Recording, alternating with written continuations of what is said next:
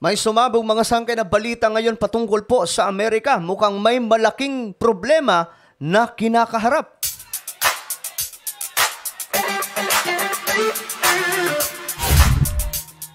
Hello, what's up mga sangkay? Magandang oras po sa inyong lahat, lalong-lalo na po sa lahat ng solid sangkay na narito. Bago tayo magsimula, kung bago ka pa lang po sa ating channel dito sa YouTube, makikita nyo po yung subscribe button sa ibaba, pindutin nyo lamang po yan. Tapos i-click nyo yung bell at i-click nyo po yung all. Napakadali lamang po yan mga sangkay. At kung kayo ay nanonood sa Facebook, huwag nyo pong kalilimutan na i-follow ang ating Facebook page. Okay ba yun? So ito na nga guys ang problema ngayon ng Amerika. Inilabas po ito ng international media. No? Ito po mga sangkay, pandaigdigang balita po tayo ngayon. Oil leaders send stark warning over US emergency oil reserve. Pambihira mga sangkayan po. Mukhang may emergency oil problem sila ngayon. Ewan ko ano tong, we are at 30-year low. Tingnan po natin ang balita. The high price of Biden's energy dependence. The administration plans to buy 2.7 million barrels of oil to help replenish the nation's much depleted. Ang problema pa ba naman mga sangkay, medyo halos ang laki ng binawas na supply ng oil sa Amerika from Saudi Arabia at lumipat nga po sa China. Ngayon, ito po ang malaking problema ng Amerika. So, hindi ko alam paano nila ito susolusyonan. Emergency stockpile. Last year, the White House sold off more than 40% of the Strategic Petroleum Reserve to help limit rising fuel prices, now leaving that stockpile at its lowest level since the early 1980s. Joining us now is U.S. Oil and Gas Association President Tim Stewart. Tim, great to see you this morning. Let's sort of start with context, if we wouldn't. Take the Strategic Petroleum Reserve, and the Biden administration selling it off to lower fuel prices. Ito pa naman ang problema mga sangkay sa US ngayon kasi yung presidente po nila na si Biden, sorry sa word, pero talagang dahil sa katandaan niya na siguro, sisinto-sinto na. Ibig sabihin, hindi na po talaga siya nakakapag-isip ng maayos. Kahit i-research po yan sa YouTube, maraming beses, mayroon po siyang speech. Ultimo mga sangkay, binabasa na lamang yung speech, pero hindi pa po niya madiretso. At nalilito-lito po siya. Halimbawa, may nagpapalakpakan, nagtatanong siya, bakit kayo nagpapalakpakan? Minsan, pagkatapos ng speech niya, lalabas na po siya, nagtatanong siya kung asan yung hagdan, asan yung daanan. Ngayon, ang tingin ko nga po dito kay Biden, may nagpapatakbo na lang mga sangkayan. I don't know kung sino po. Pero ito, malaking problema nila ito. Ayan admin, kailangan pong bumili ng 2.7 million barrels of oil para po ma-restore ang SPR. Bumabagsak po yung kanilang oil reserve ngayon, mga sangkay. In the short term, how unprecedented is that in your mind? It helps us understand, what was the purpose of the Strategic Petroleum Reserve? Sure. Originally the Strategic Petroleum Reserve was designed to address disruptions to crude supplies, but not necessarily the high prices. And prior to last year, the largest release, was 31 million barrels during Desert Storm. Hurricane Katrina was 30 million barrels. But in just over 12 months ago, the administration initiated this largest drawdown in our history because they needed to get through an election cycle, not necessarily a hurricane or a major military conflict. And so now we're at a 30-year lowest back since 1983 when we were filling it up. And back last fall when the oil dropped below $70 a barrel, the administration started to dip its toe into this. And this latest announcement puts for January buy puts about 12 million barrels. They just need 168 million more to get us back up to that 21 levels, and another 300 million or so to fill it all the way up. It's going to be very expensive and it's going to take a long time. Ang tanong dyan mga sangkay, paano rin sila makakabili ng ganung karami? Kaya kailangan po nilang 2.7 million barrels ng oil para lamang mawala po itong sinasabing emergency oil reserve nila na may problema. Alam po natin, ang oil, malaking tulong po talaga yan sa ekonomiya, sa pagpapatakbo ng buong bansa, especially ang United States of America. Ngayon, sa panahon po ni Biden, lalo pong sumadsad. Ayan po. Bumaba mga sangkay. Maliban dyan, halos lahat ng nagsusupply po talaga from Middle East. Diba?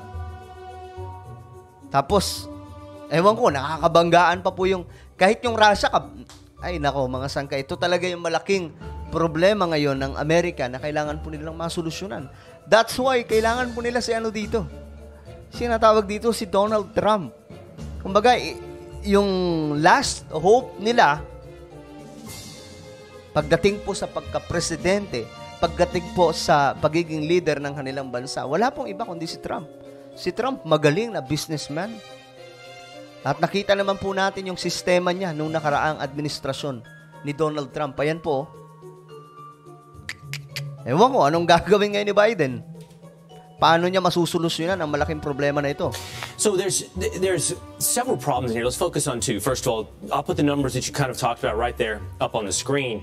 286 million barrels of oil released since the Biden administration has taken office. I believe we have that. Grabe, oh.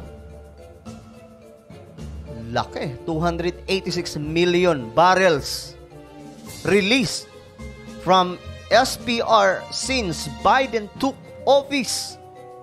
Ganun po katindi, mga sangkay. Kaya nagkukulang po sila na ngayon ng reserve ng oil. That graphic, and you talked about historically 30 million was big. Desert Storm, Katrina. So, again, 286 versus 30, down 40%. I think the first problem you have to point out is that I would think represents a threat to national security because you don't know what could come down the line.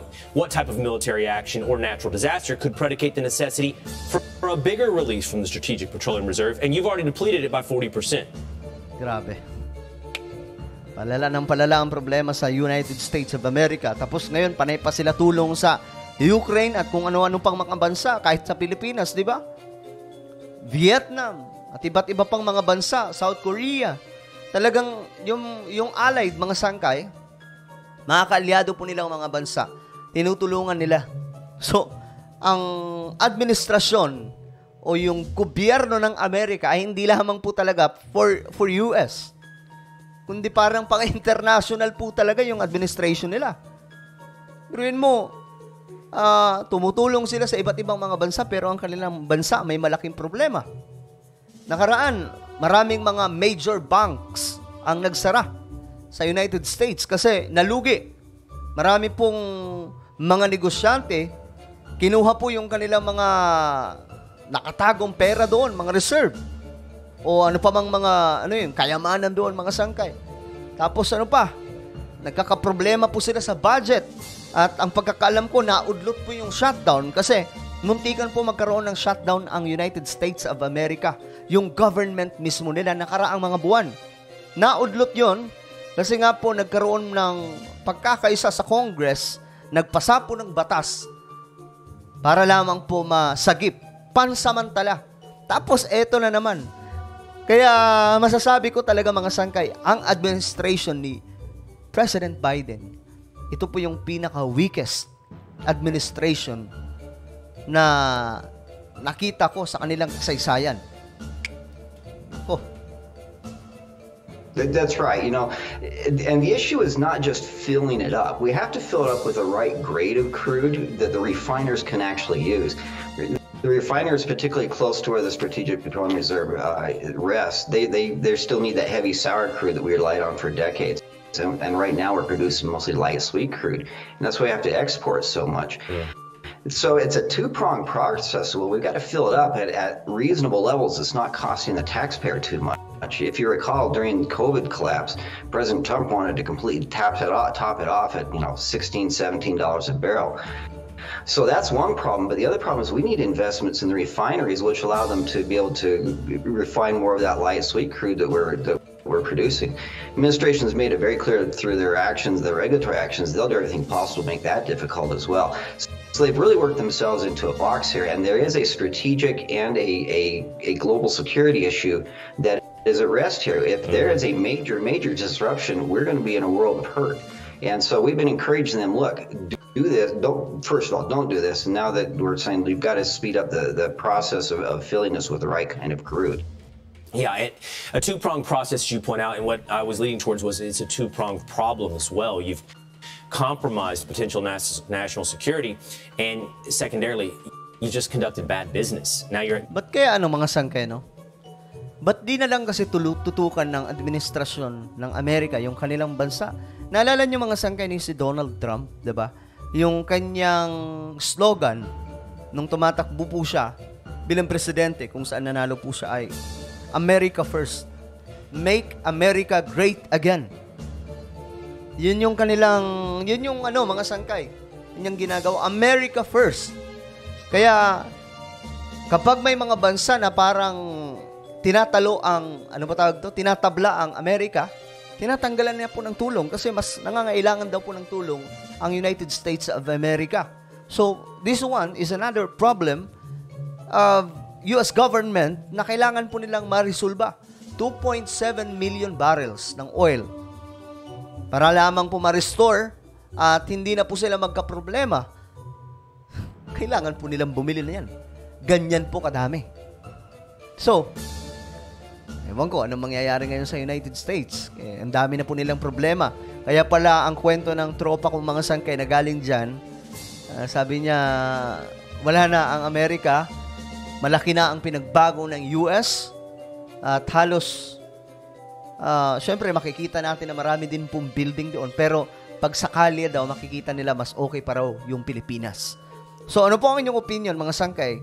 Just comment down below tungkol po dito sa nangyayari sa United States of America. Just comment down below. Now guys, I invite you. Ito po, may isa po akong ito po yung Facebook group ko. Okay? Kung ikaw ay solid sangkay, yung totoong solid lang yung mga solid lang, pumasok ka po dito. Hukbong Solid Sangkay. Mag-join ka. Hanapin nyo lamang po ito sa Facebook, okay? Para lamang po ito sa mga solid sangkay. Kung ikaw ay hindi naman talaga solid sangkay, wag na mag-abala pa. So, may mga questions dito, gaya ng ikaw ba ay solid sangkay, etc. Sagutin nyo lamang, then mag-join group ka para i-approve ng admin. So, ako na po ay magpapaalam hanggang sa muli. This is me, Sangkay Janjan. Palagi nyo pong tatandaan that Jesus loves you. God bless everyone.